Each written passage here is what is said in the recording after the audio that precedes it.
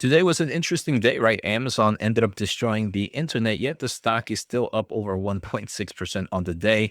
Oracle, unfortunately, is down roughly 4.8%, driving some of my AI infrastructure stocks down with it. Apple up 4%, AMD up nearly 3%. We do have some interesting earnings coming up this week and so much more, especially some cool updates with Nvidia. Let's take a closer look in today's episode. I want to thank The Motley Fool for sponsoring this video, and check out fool.com/Jose for the 10 best stocks to buy now. With that link, you get a promotional offer for the subscription service. Now, let's continue with today's episode.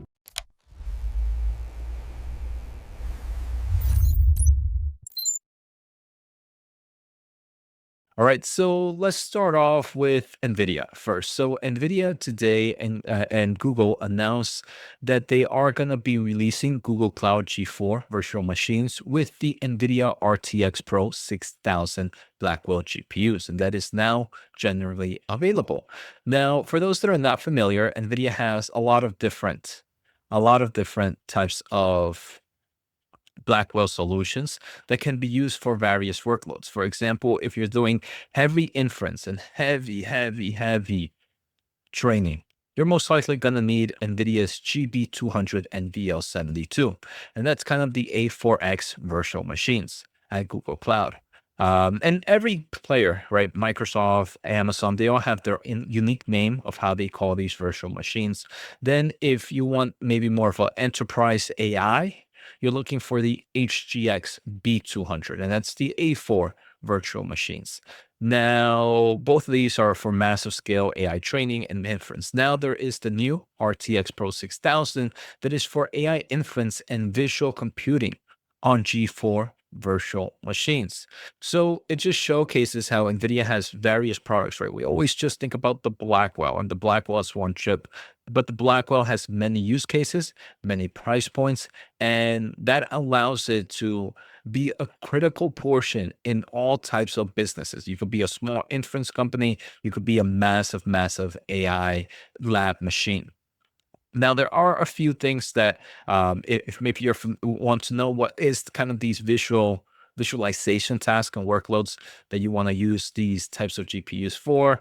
Build and operate digital twins. The digital twin is kind of bringing that physical, accurate, real-time world into a digital simulation to optimize operations.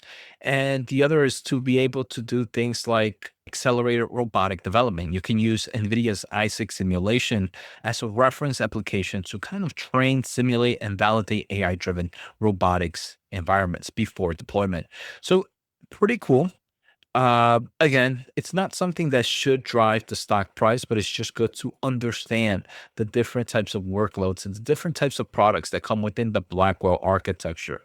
Now, one thing that I found pretty unique, and I'm going to make a random prediction here. So these virtual machines, because you are connected to an x86 CPU via some form of PCIe, you can only configure up to 8 of them, or scale them up to 8 RTX Pro 6000 GPUs. I believe with the recent partnership of Intel and kind of NVLink Fusion, there's going to be a world where these GPUs are going to be able to, not these necessarily, but the next generations are no longer just going to scale to 8 RTX or 8 CPUs. They're going to scale up to massive whatever numbers that NVLink allows. And I think that's going to open up a really good market for NVIDIA in the future. Now, what I want to talk next is this is an interesting week for earnings, and I'm going to share what I'm going to be looking at as a semiconductor and AI investor. So tomorrow,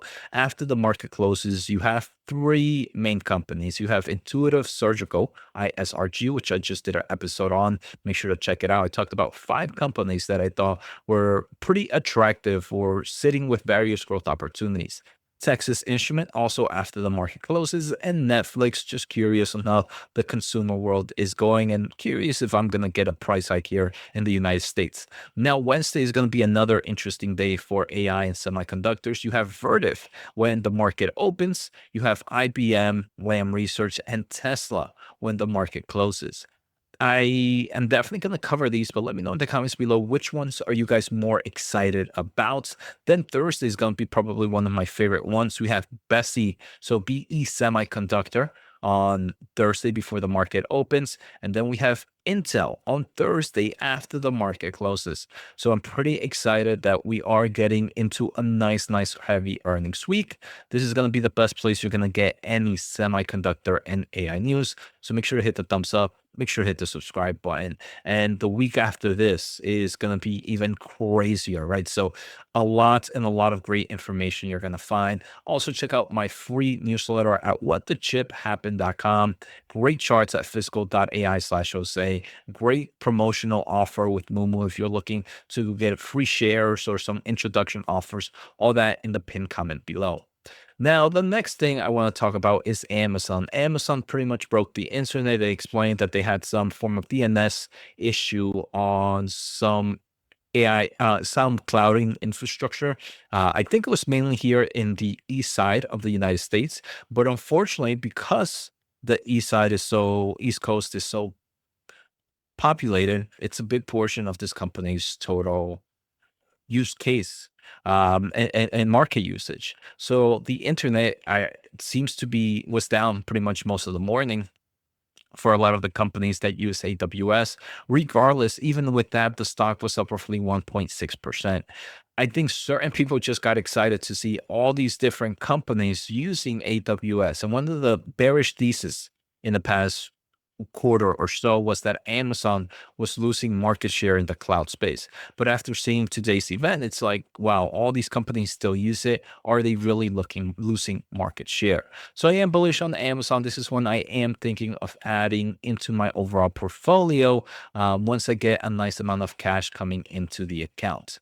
Now, what I want to do next is kind of just look at certain stocks that saw a massive reaction today. So this is a weekly chart, so candles might look different from what you might see in the daily chart.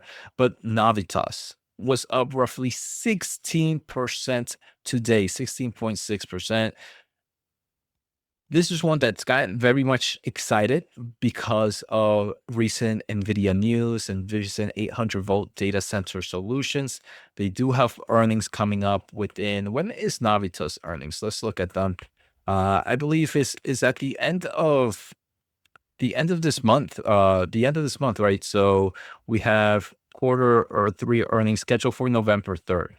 This company is going to have to show a lot of excitement from management about the Nvidia partnership, about the 800-volt data center. If not, I could see the stock crash a nice amount. The other one was Air Test Technologies. This was one that we own in our portfolio here. It was up 16% as well, sitting at $28.80. This is a company that deals in semiconductor equipment space. I am bullish, but I'm bullish on the stock, very much bullish on the stock and the opportunity here. But there was nothing that really could have created the buying pressure for these two players. These are just two companies with less than $5 billion market cap that definitely are getting the excitement from the AI race. Now, I wanted to talk about a few stocks that were down. I want to say the biggest culprit of everything was Oracle. So Oracle here was down roughly 4.8%, almost 5%. The main reason we did get in over the weekend and today, some analysts may be not being as bullish anymore on the OpenAI deal due to the amount of debt this company needs to raise, the amount of risk of having the concentration on just OpenAI, and is creating this negative sentiment towards the AI infrastructure players. For that reason, we saw one of my babies, CoreWeave, was down roughly. Let me just eliminate a lot of these charts. I just use them to kind of look at volume levels. So no real need to look at them right now. But yeah, we can see that the stock was down roughly 7.7%. Nebius as well. Nebius also was down roughly 4%.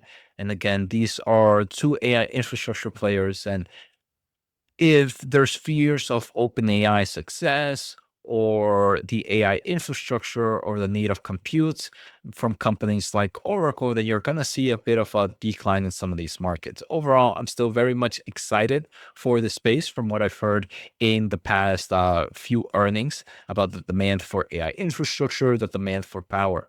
But those were some of the biggest losers in the semiconductor and AI race today. So I hope you guys enjoyed today's episode. Take care, have a good day, and see you all next time.